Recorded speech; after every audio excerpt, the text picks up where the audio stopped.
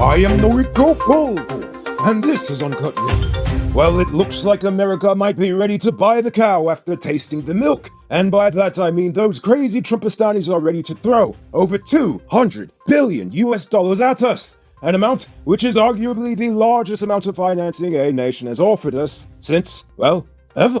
Yesterday, a team comprised of representatives from the U.S. International Development Finance Corporation, the U.S. Treasury, the U.S. State Department, the National Security Council, the Homeland Security, and the Export-Import Bank visited to discuss big money with the bigwigs in business and government. There are many projects on which the DFC is looking to cooperate, including the Deepwater Harbor, small and medium-sized businesses, agriculture, and reduction of electricity costs. But they also zoned in on the Quarantine River Bridge, which will link Guyana and Suriname. The DFC also said that the US will fund multi-billion-dollar projects as well as small entrepreneurs. So, interpret that news however you like.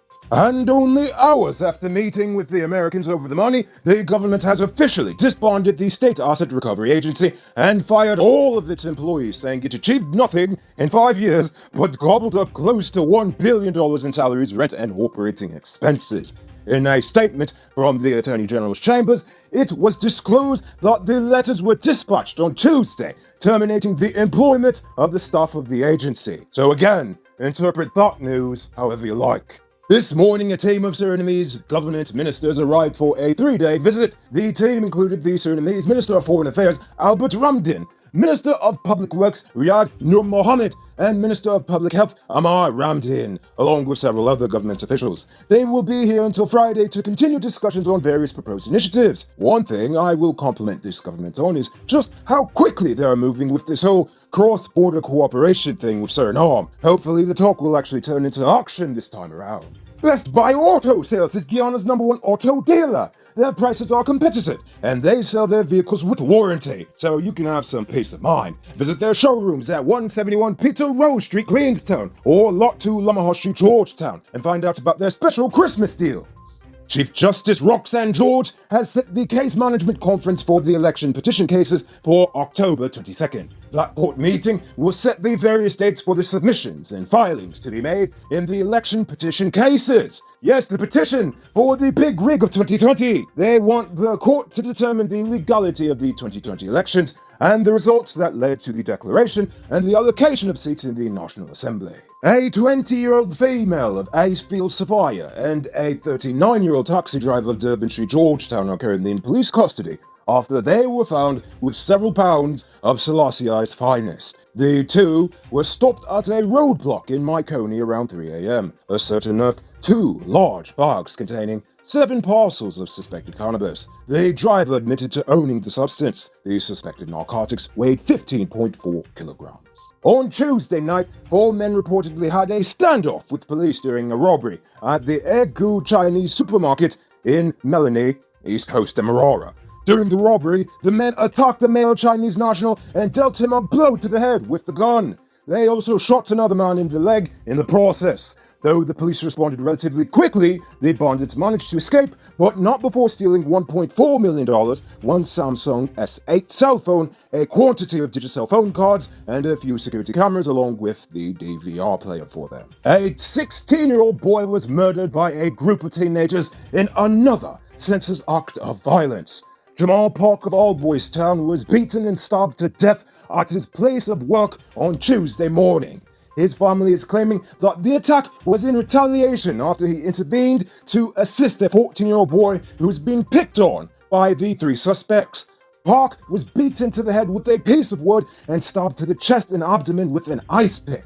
He was rushed to the Georgetown Public Hospital where he was pronounced dead on arrival. Police late Tuesday confirmed one of the suspects, an 18-year-old, was arrested, while the other 2 remain in hiding. Don't fall for these get-rich-quick schemes, people. There is a legit way you can earn some extra cash to supplement your existing hustle. Sell top-up. You could become a top-up vendor quick and easy by linking Cellular Plus. Call them on telephone number 685-3109 for more info. It's now time for today's Rona Report. Today, the nation recorded 24 new cases of the Rona. The total number of deaths now stands at 106. there are now 16 persons in the ICU and 900 persons in home isolation. The total number of known cases in the country is now 3,589. So, please people, wash your hands frequently, avoid touching your nose and mouth, and mask up before you leave the house. When you do leave home, try to avoid enclosed spaces and large crowds. And remember to give 6 feet of space between you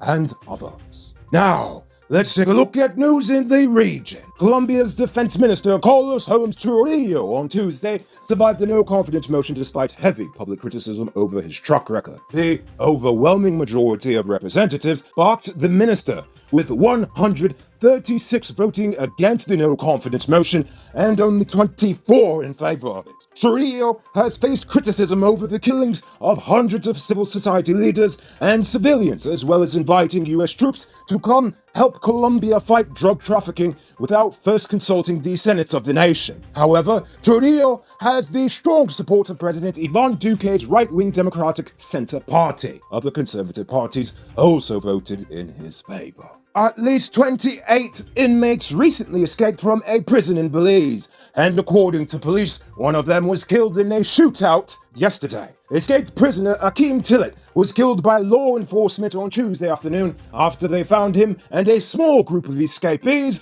walking near the coastal highway in eastern Belize. Police say that Tillett shot at them with an assault rifle, which he stole from a prison guard. Officers returned fire and killed him. The other inmates evaded capture. However, they did capture 2 other prisoners on the same day at different locations. The police are now looking for 24 men. Now is a good time to remind you that robbery season is back.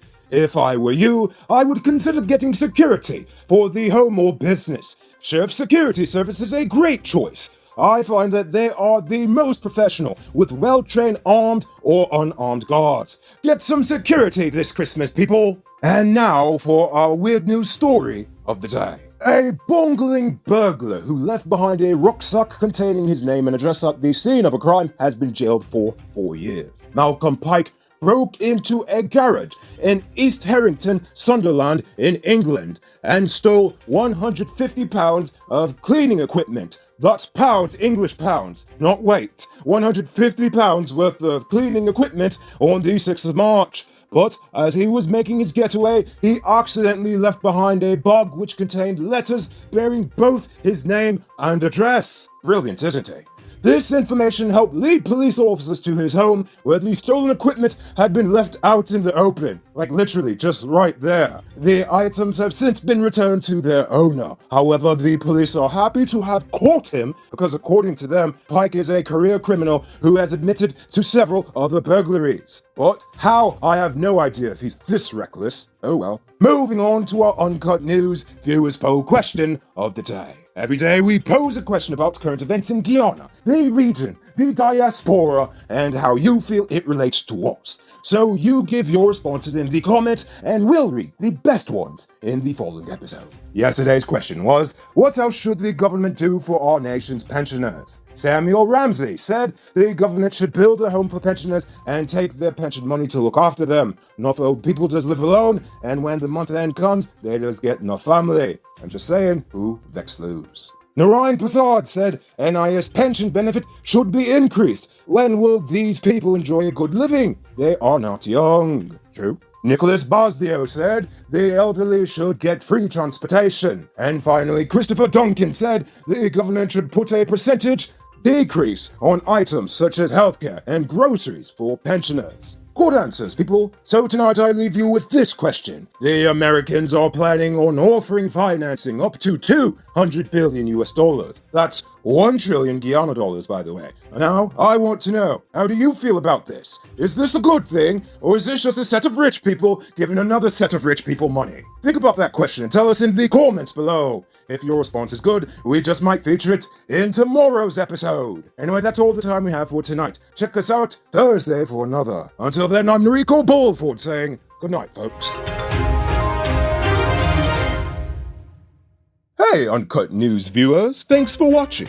You can subscribe by clicking on this button over here, or click over there for more news. You can also drop a comment to let me know if you've made it to the end of the video. Goodbye for now.